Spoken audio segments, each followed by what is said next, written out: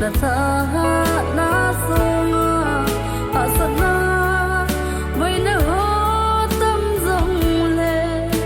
pakai na minin tho jing ta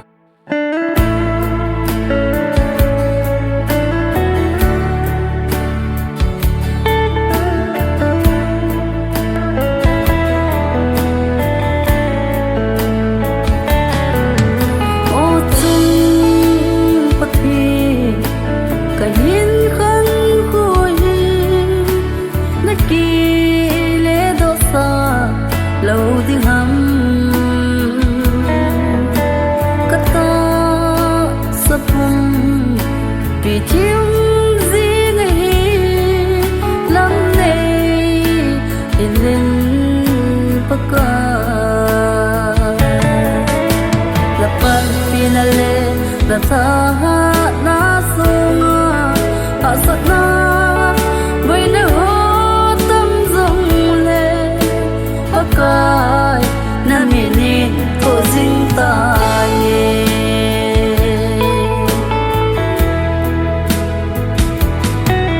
nim na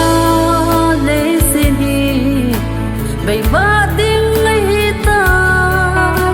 na gam lon ding ka nga ding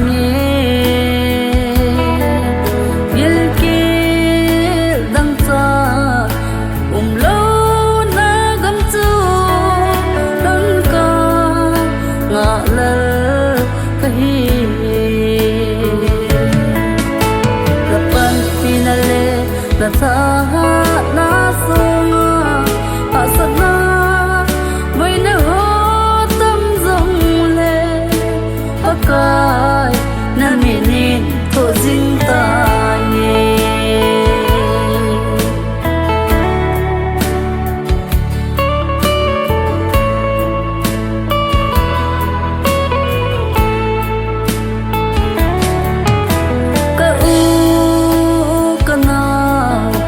có ngày sinh hoa ấy theo anh ấy đó là dòng lệ pakai kỳ này rằng là lâu gì đi nó gầm cần hơn cỡ gì là ban finale là tha na sunga asana với na ho tâm dòng lệ pakai na minin tho jing ta ye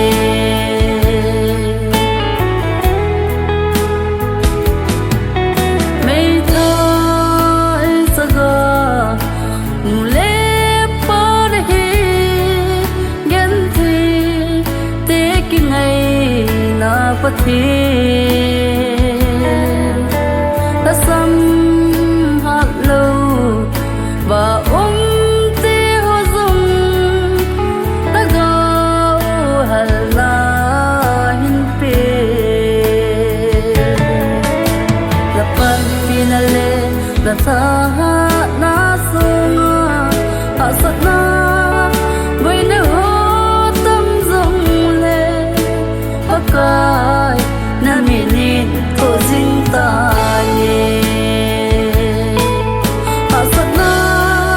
với na ho tâm dòng lệ pakai